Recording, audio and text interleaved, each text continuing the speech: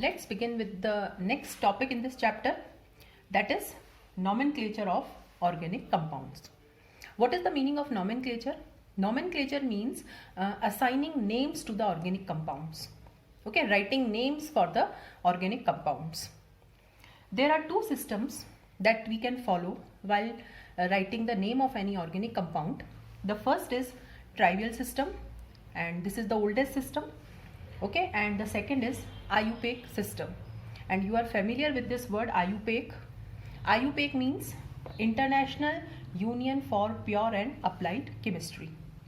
Now, in trivial system, what we do, the compounds are named on the basis of either the name of the discoverer who discovered them, or on the basis of the source from which they are obtained. For example, we have acetic acid. Now, acetic acid is basically ethanoic acid. Now, this compound is known as acetic acid. Okay, now why it is known as acetic acid? Because it is obtained from acetum. Acetum means vinegar. Okay, so it is named as acetic acid. The second, for example, if I take formic acid. Formic acid is this. Now, why it is named as formic acid? Because it is found in red ant. Okay, red ant means formica. Okay, in Greek, red ant is known as formicus or formica. So it is known as formic acid. So this way of writing the name of any compound, either on the basis of the discoverer or on the basis of source, so it is also known as common system. Okay, these are also known as common names. Generally, we do not follow, we can remember few common names, but in 11th and 12th class, we basically follow IUPAC system. In IUPAC system, we follow certain rules and we assign name to the organic compound on the basis of those rules. So in this, we have to understand some basic rules regarding the names of organic compounds. So we are going to discuss this IUPAC system in detail. So we are starting with IUPAC nomenclature, and we'll try to assign names to different classes of organic compounds that we have seen in that table. The IUPAC name of any compound has 4 parts. The first part is prefix. Okay. The second part is word root. The third part is primary suffix, and the fourth part is secondary suffix. So there are 4 parts in the IUPAC name of any compound, and one by one we are going to discuss that what is the meaning of prefix, what is the meaning of word root, primary suffix and secondary suffix. It is in the beginning of the IUPAC name, and prefix we use whenever if the compound has halogen. Okay, so if the compound is having halogen in it, fluorine, chlorine, bromine, iodine, then for that we'll use prefix only. Second, alkyl group. Alkyl group means some branch is there. Okay, the carbon chain is not straight. If the carbon chain has some branches, okay, 1 carbon branch, 2 carbon branch, then for that also we use prefix. If nitro group is there, NO2, then for this also we use prefix only. Okay, the list is not complete. There are many more groups for which we use prefix, but in starting, if halogen is there, if alkyl group is there, or if nitro is there, we'll use prefix. Word root. Word root indicates number of carbon atoms. Okay, so if 1 carbon atom is there, we can use meth. If 2 carbon atoms are there, we can use eth. If 3 carbon atoms are there, we can use prop. 4 carbon atoms, we can use bute. Likewise, pent, hex, hept, like this. So word root means number of carbon atoms. Now next is primary suffix. Now primary suffix means if carbon-carbon single bond is there, we use ane. If carbon-carbon double bond is there, we use ene. And if carbon-carbon triple bond is there, we use ine. Okay, so primary suffix means ane, ene or ine. Now the last is secondary suffix. And in the secondary suffix, we put all the functional groups. Okay, so secondary suffix includes all your functional groups. Functional groups means for alcohol, aldehyde, ketone, we'll mention secondary suffix. And this we are going to discuss afterwards, that for alcohol what we use, for acid what we use. So for other functional groups we use secondary suffix. So these are the 4 parts of an IUPAC name. Now we'll begin with IUPAC nomenclature of different classes of organic compounds. And first we are starting with alkanes. Okay, alkanes are also known as paraffins. Paraffins means less reactive. The general formula for alkanes is, okay, where N can be any number 1, 2, 3, 4 like this. Alkanes are saturated hydrocarbons. Okay, now alkanes are of 2 types. They can be straight or they can be branched.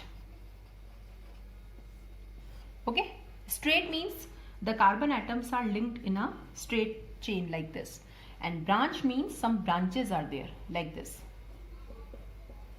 Okay, so we are going to discuss how to write names for such type of alkanes and such type of alkanes. Now we have straight chain alkanes. For straight chain alkanes, we'll use this formula word root plus primary suffix. Okay, because they contain only carbon atoms, no other functional group is there. Okay, no multiple bond is there and no prefix is there also, and the primary suffix here is ane. Suppose I am having this compound. Okay, now carbon only is not there.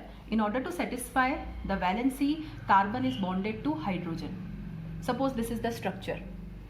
Now 1, 2, 3, 4.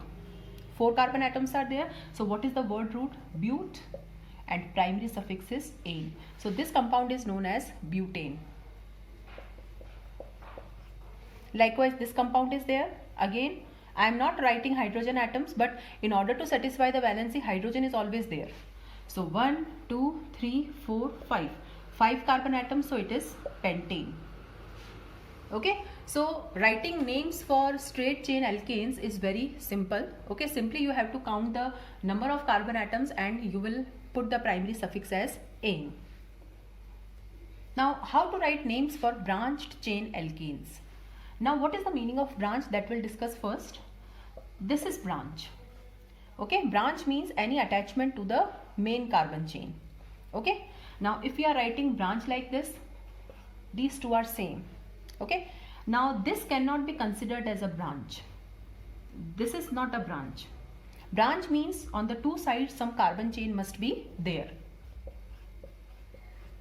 This is also not a branch.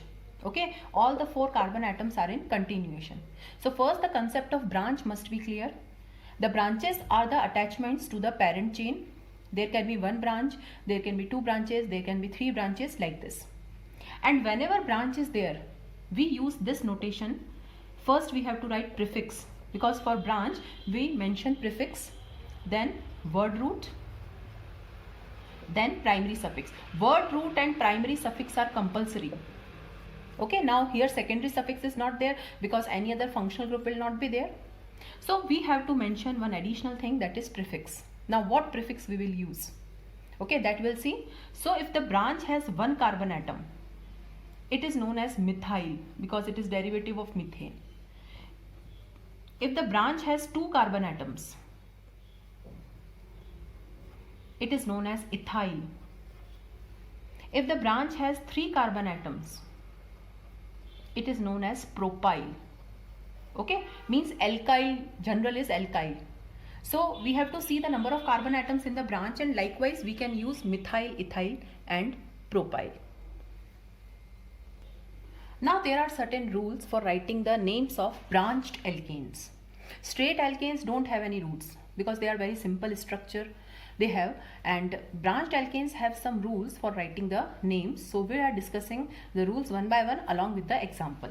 The first rule is selection of longest chain. Okay, so first we have to select our chain, main chain, parent chain, for which we'll write the word root. Suppose this is my compound. I am not mentioning hydrogen atom because we know that we can write it afterwards. Okay, so I am simply mentioning the carbon atoms, but remember that carbon alone is not there. It is always attached to hydrogen. Okay, now first we have to select the chain. The chain is selected either from any end, either. So 1, 2, 3, 4, 5. Okay, now you can see there are 5 carbon atoms in the straight chain. But if I do like this 1, 2, 3, 4, 5 and 6. Okay, suppose if I select this chain, I am getting 6 carbon atoms. It means this chain is the longest chain, and whatever is left, this is the branch. So the first rule is selection of the longest chain. Okay, and if from all the ends, if all the carbon atoms are equal in number, then you can select any chain. Suppose this is the case. Now 1, 2, 3, 4, 5. 1, 2, 3, 4, 5. Okay, now both the ways it is equal, so I am selecting the parent chain as straight chain. So this is my branch. So the first condition is selection of longest chain. Now the second rule is, after selecting the longest chain, the numbering of the carbon atoms of the longest chain such that the branch gets the lowest number. So whatever branch is there, whatever substituent is there, that must get the lowest number. Now how it is done? Suppose this is my carbon chain. Okay, now first I will select the longest chain. So 1, 2, 3, 4, 5, straight has 5. 1, 2, 3, 4, 5. This one also has 5. So I am selecting the straight one. Now we have to number the carbon chain. This is my parent chain. Okay. Now numbering can be done from this end or from this end. There are only two possibilities. Numbering cannot be done from in between. Okay, from the end it starts. So if I do the numbering like this, the branch is getting 4 number. But if I do the numbering like this, the branch is getting second number. So this is correct. Okay, so branch or substituent must get the lowest number. If 2 branches are there, then the 2 must get the lowest number. If 3 are there, then all of them must get the lowest number. So in organic, lowest number is always given. Now how to write the name? Now this is the branch of 1 carbon atom. Okay, CH3, because 1 carbon is there, so H3 will be there. So how to write the name? Now first we'll mention prefix. Prefix is 2-methyl. Okay, what is the meaning of this 2? This 2 means it is attached to the second carbon atom. So 2-methyl is the prefix. Now it will come word root. 5 carbon atoms are there, so it is pent, and primary suffix is ane. So the compound name is 2-methyl pentane. Now the first letter is always capital. The other letters are small without any gap. There is no gap between methyl and pentane. They are in continuation. And after number we put dash. We are taking one more example.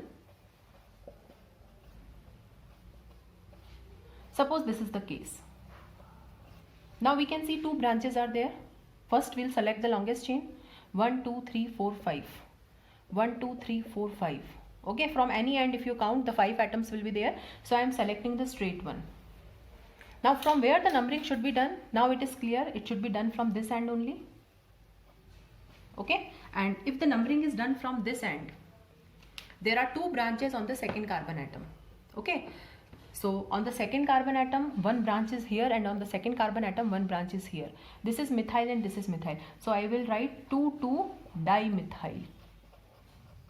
Okay, if the same branch is repeated, because this is also methyl and this is also methyl, so for 2 we can use dimethyl, and since they are repeated 2 times, so I will write 2,2-dimethyl. So this is my prefix part. 5 carbon atom means pentane.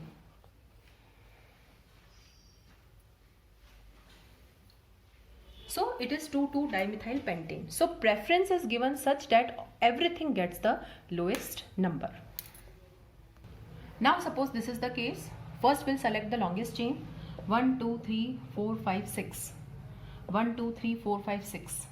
Okay, so longest chain I am selecting as straight one.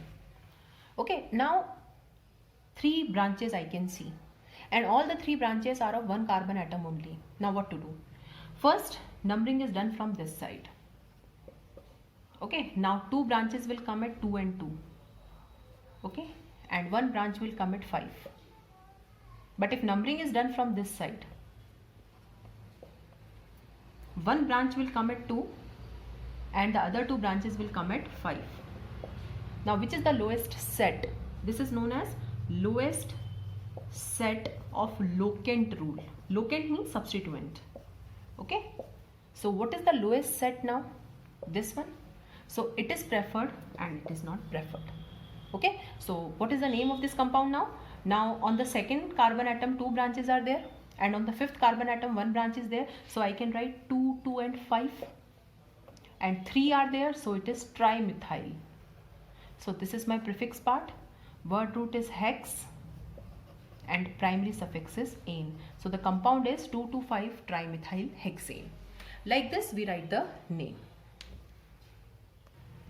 Now the next rule is, if different substituents are there, different means one substituent is of 1 carbon atom, the second substituent is of 2 carbon atoms, then the substituent which comes first in alphabet is given lowest number. Now what is the meaning of this rule? Now 2 examples I am taking here. Now this is the organic compound. First we'll select the longest chain. 1 2 3 4 5. 1 2 3 4 5. 1 2 3 4 5. So I am selecting the straight chain. Now I can see 2 different substituents are there. Now this substituent has 1 carbon atom, but this substituent has 2 carbon atoms. It is known as methyl. It is known as ethyl. Okay, 2 carbon atom substituent is ethyl. Now what is done?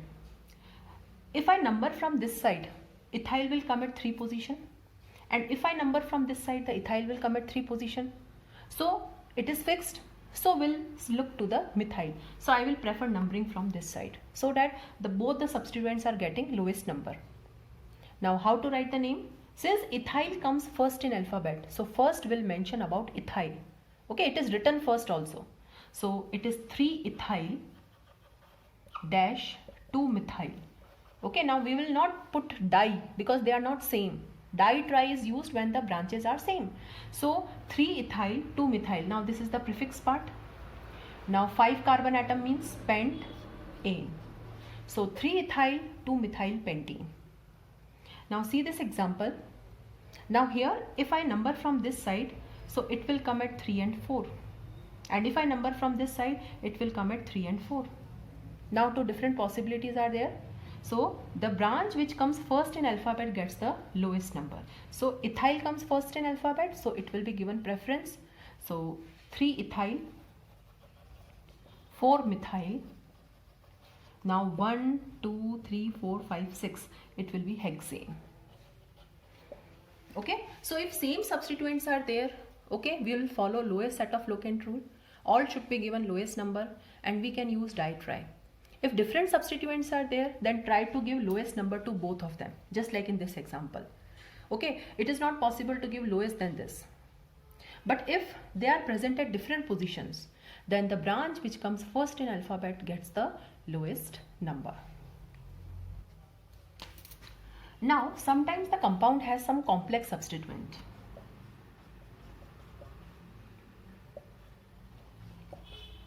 Like this. Okay. Now 1, 2, 3, 4, 5, 6, 7. So I am selecting this as the longest chain. Now you can see this is the example of complex substituent, because it is not containing 1 carbon atom, 2 carbon atom. It is containing 3 carbon atoms, and these 3 carbon atoms are not straight. They are again branch, means branch in a branch. So how to write? First give the lowest number. So 1, 2, 3, 4. Now how to write the name of a complex substituent? From here also the numbering is done. 1, 2. Okay. Now it is again left because it is not included in the chain. So to the first carbon again one branch is there. So how we'll write? 4 1-methyl ethyl. To the fourth carbon this is attached, so I am mentioning this in the bracket. So inside to the fourth carbon whatever is there in the bracket. Now what is there in the bracket? 2 carbon atom branch is there, so ethyl. And to the first carbon again a branch is there, means branch is inside a branch. So 1-methyl ethyl heptane. Okay, so complex substituent means the branch has a branch in it, and for writing those we use such kind of system.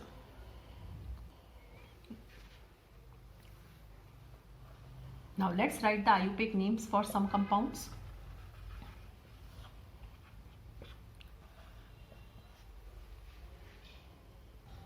Now the first compound, selection of the longest chain, so 1 2 3 4. So 1 2 3 4.